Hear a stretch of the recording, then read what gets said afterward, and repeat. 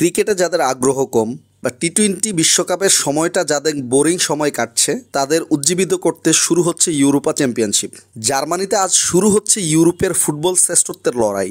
বাংলাদেশ সময় রাত 1টায় মিউনিকের এলিয়ান্স অ্যারেনায় উদ্বোধনী ম্যাচে স্কটল্যান্ডের মুখোমুখি হবে স্বাগতিক জার্মানি। 2006 বিশ্বকাপের পর এই প্রথম ছেলেদের আন্তর্জাতিক ফুটবলের বড় কোনো আসর বসছে জার্মানিতে। খেলা হবে 10টি ভেন্যুতে। আগামী 14 জুলাই বার্লিনে ফাইনাল। এবারের ইউরোতে 6 গ্রুপে বিভক্ত হয়ে লড়বে 24টি দল। প্রতি গ্রুপের শীর্ষ 2 দলের সঙ্গে সেরা 4 তৃতীয় দল পাবে শেষ 16 টিকিট। এরপর কোয়ার্টার ফাইনাল, সেমিফাইনাল ও ফাইনাল। স্বাগতিক জার্মানির পাশাপাশি এইবার ফেভারিট ভাবা হচ্ছে ফ্রান্স ও ইংল্যান্ডকে। কখনো ইউরো না জেতা ইংল্যান্ড গত আসরের ফাইনালে ট্রাইবেকারে হেরেছিল ইতালির কাছে। এবার হ্যারিকেন ও জুড বেলিংহাম ঘিরে শিরোপার স্বপ্ন দেখছে ইংলিশরা। বর্তমান চ্যাম্পিয়ন ইতালি এবার সবচেয়ে কঠিন গ্রুপে পড়েছে। বি গ্রুপে 3 পরাশক্তি স্পেন, ইতালি ও ক্রোয়েশিয়ার সঙ্গে আছে আলবেনিয়াও। তবে সেরা 4 তৃতীয় দলের মধ্যে থাকতে পারলে 3 পরাশক্তি শেষ 16তে জায়গা করে নিতে পারবে। শিরোপায় চোখ রাখবে 2016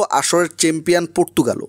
দলটির অধিনায়ক ক্রিস্টিয়ানো রোনালদোর এটাই শেষ ইউরো। 39 বছর বয়সে ইউরোতে খেলার সুযোগ পেয়েই আপ্লুত আল নাসের ফরওয়ার্ড। তবে রোনালদোকে ছাপিয়ে এবার আসরের সবচেয়ে বড় আকর্ষণ হতে যাচ্ছে ফ্রান্স অধিনায়ক কিলিয়ান এমবাপ্পে। পিএসজি ছেড়ে রিয়াল মাদ্রিদে যোগ দেয় এমবাপ্পে। বিশ্বকাপ জিতলেও ইউরোতে কোনো সুখকর স্মৃতি নেই এই ফরাসি ফরওয়ার্ডের। গতবার তার শেষ পেনাল্টি মিসেই সুইজারল্যান্ডের কাছে হেরে শেষ 16 থেকে বিদায় নিয়েছিল ফ্রান্স। এবার সেই খিদে মেটাতে মুখিয়ে আছেন এমবাপ্পে।